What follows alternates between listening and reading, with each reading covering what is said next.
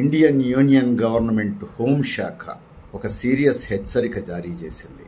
500 రూపాయల నోట్లు పెద్ద ఎత్తున నకిలీ నోట్లు చలామణిలో ఉన్నాయని, ప్రజలు అప్రమత్తంగా ఉండాలని ఆ హెచ్చరిక సారాంశం. చాలా పెద్ద ఎత్తున అత్యంత ఆధునికమైన శాస్త్ర సాంకేతిక పరిజ్ఞానాన్ని వినియోగించి ఆ నోట్లను, నకిలీ నోట్లను తయారు చేశారని, మార్కెట్లో విచ్చలవిడిగా అవి మారకంలో ఉన్నాయని, చలామణిలో ఉన్నాయని హోంశాఖ హెచ్చరిస్తోంది. ఇది ఆశ్చర్యం కలిగిస్తుంది కదా. సరిగ్గా 8.5 సంవత్సరాల క్రితం 2016 నవంబర్ 8వ తేదీ రాత్రి ప్రధాని నరేంద్ర మోడీ ఉన్నట్టుండి పెద్ద నోట్లు రద్దు చేశారు. పెద్ద నోట్లు రద్దు చేసిన సందర్భంగా 4 లక్ష్యాలను పెట్టుకొని ఈ పెద్ద నోట్లను రద్దు చేస్తున్నామన్నారు.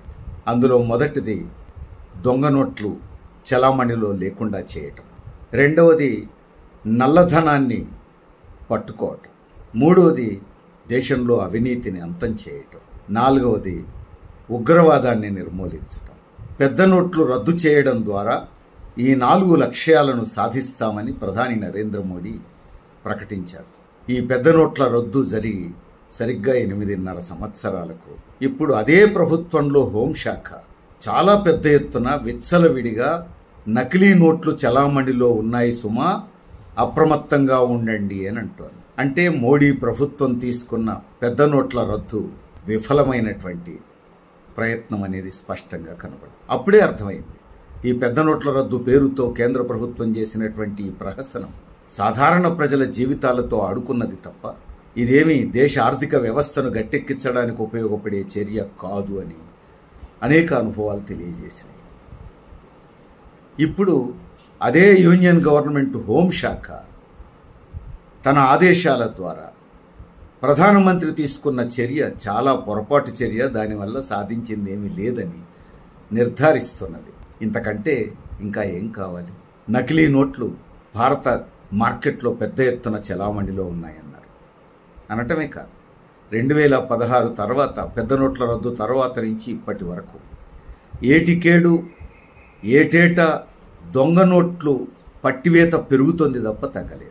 నకిలీ నోట్లు పెద్ద ఎత్తున పట్టుబడుతున్నాయి. ఏటేటా ఏడాదికేడాది పట్టుబడుతున్నటువంటి నకిలీ నోట్ల సంఖ్య పెరిగిందే తప్ప తగ్గలేదు. ఇప్పుడు ప్రత్యక్షంగా బహిరంగంగా యూనియన్ గవర్నమెంట్ హోంశాఖ ప్రజలందరినీ హెచ్చరించాల్సినటువంటి పరిస్థితి ఏర్పడ్డది. ఇక నల్లడబ్బు ₹1 పట్టుకున్నట్టు తేలలేదు. పెద్ద నోట్ల రద్దు ద్వారా నల్లడబ్బు ఇంత రద్దయిపోయింది మార్కెట్లో అని చెప్పి చెప్పగలిగే స్థితిలో ప్రభుత్వం లేదు. అత్యధిక నోట్లు బ్యాంకుకు చేరిపోయినాయి అని చెప్పేశారు. అంతేకాదు, నోట్ల రద్దు తర్వాతకి ఇప్పటికీ పోల్చుకుంటే మార్కెట్లో నోట్ల చలామణి పెరిగిందే తప్ప తగ్గలేదు. ఇది కూడా అధికారయుతంగా రిజర్వ్ బ్యాంక్ చెప్పిన లెక్కలే. మరి నల్లడబ్బంతా ఎక్కడికి పోయినట్టు? నల్లడబ్బంతా రద్దయిపోయి ఉంటే మరి నోట్లు చలామణిలో ఎందుకు పెరిగినట్టు? నల్లడబ్బు రద్దవడం కాదు, నల్లడబ్బు జప్తవ్వడం కాదు, నల్లడబ్బు తెల్లడబ్బుగా మార్చుకునేందుకు మంచి అవకాశం అయింది. వైట్ మనీగా మార్చేసుకున్నారు. బాజాప్తా మార్కెట్లో ఆ డబ్బును చలామణిలోకి తేగలిగారు. అంటే నల్ల డబ్బును పోగేసుకున్న వాళ్ళందరికీ సహాయపడేందుకు ఈ నోట్ల రద్దు బాగా తోడ్పడింది అనేది స్పష్టంగా అర్థమవుతున్న విషయం. మరి అవినీతి అంతమైందా? అవినీతి పెరిగింది తప్ప తగ్గలేదు, అందరం చూస్తున్నాం.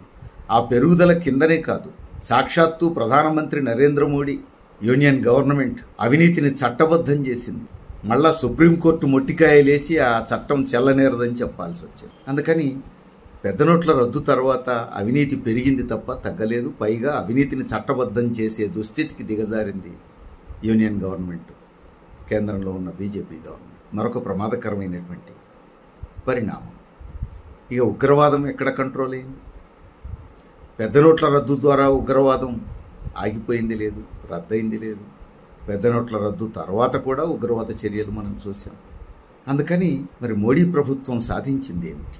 చివరికి ఇప్పుడు హోంశాఖ ఇక తమ ప్రభుత్వం నకిలీ నోట్లను ఆపగలిగే స్థితిలో లేదని చేతులెత్తేసింది. సాధారణ ప్రజలే ఎవరి జాగ్రత్తల్లో వాళ్ళు ఉండాలని చెప్పేసి హెచ్చరికలు జారీ చేస్తారు. బ్యాంకులు, ఇతర సంస్థలు, వ్యక్తులు ఎవరికి వాళ్ళు ఎవరి జాగ్రత్తల్లో వాళ్ళు ఉండాలని చెప్పే స్థితికి ఇప్పుడు ప్రభుత్వం చేరుకున్నది. మరి మోడీ, అమిత్ షా ప్రభుత్వం ఏమి సాధించినట్టు? పెద్ద నోట్ల రద్దు ఎవరికి ఉపయోగపడ్డాడు? 8.5 సంవత్సరాల తర్వాత చాలా స్పష్టంగా తేలిపోతున్న అంశం. ఇది పెద్దోళ్ల కోసం చేసినటువంటి చర్య, సాధారణ ప్రజల జీవితాలను అతలాకుతలం చేసినటువంటి చర్య. ఇది దేశ ఆర్థిక వ్యవస్థ కోసం కానీ, పొరపాటు ధోరణులు, అపసవ్య ధోరణులను అరికట్టడం కోసం కానీ ఆవం గింజంతా కూడా ఉపయోగపడలేదు అని స్పష్టంగా తేలిపోతుంది. జనమంతా ఆలోచించాలి, ప్రజలంతా ఆలోచించాలి.